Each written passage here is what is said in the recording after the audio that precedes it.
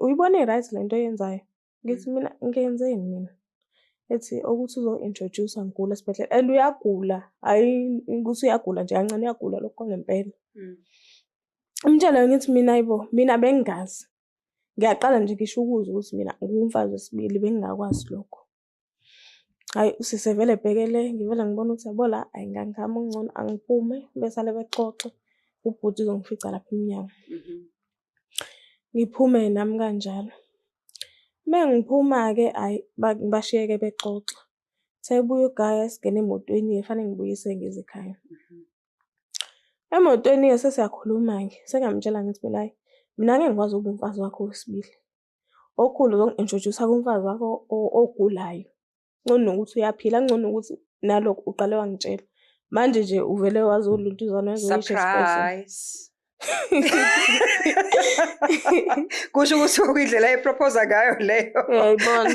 Ilungile. Hhayi-ke ugayi-ke sigcine lapho ukukhuluma ngishiye nje futhi ekhaya ngimbhlokhe.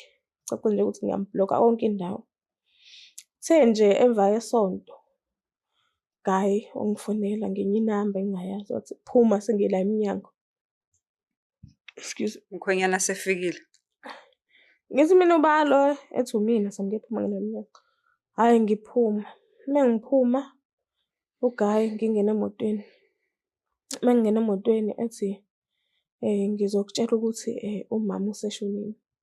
Cha useshonile. Sekusemva kwesikhathi esingakanani ngiyaxolisa ukungena emlonyeni. Sekusemva kwesikhathi esingakanani since kade nile kombona? Sonto. Sekuyisonto okay. Phela isonto nje. Ngithi useshonile? Useshonile. Manje ngiyakucela ukuthi cela ungisize ngokulungisela izinto zomngcwabo kanjani kanjani. Hhayi nami ngithamba inhliziyo-ke. Ngithi hhayi ayikho inkinga. Mina ngazi ukuthi vele solokhu sifonelana. Asikho isidingo sokuthi ngize ngiyilontuzane ngihambe ngiyobheka iy'dumbu yabo yonke leyo nto. Ima-ke Sami-ke uma ngabe ufuna ukuthi umlungisele izinto zomngcwabo usho ukuthini? Uyakunikeza i-list yento acela ukuthi umsize ngayo noma owakusho nje wayinto ayiqoqe ndawonye engachazeki ukuthi usizo lona alidinga kuwena? Akalishongo ukuthi usizo luni. Into ayisho nje ukuthi cha ngimsize ukuthi silungise. Ngathi mina ayikho inkinga. Mina ngokwami ngabona ukuthi hhayi shuthi uzolokhu engithinta ngitshela ukuthi okay sengenza ukuthi manje ku-right yini yabo sengenza ukuthi manje yabo ku-right yini. Hhayi shuthi ekwenzeni ngale ndlela le ngishoyo. Eyenze kuze kufike uLesihlanu. uLesihlanu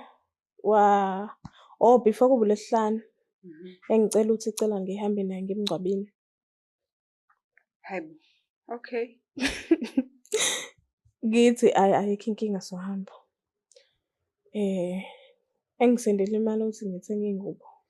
Ima uyabuza ukuthi baphi abantu bakuboka ntombazane njengoba etha akasizwe wena?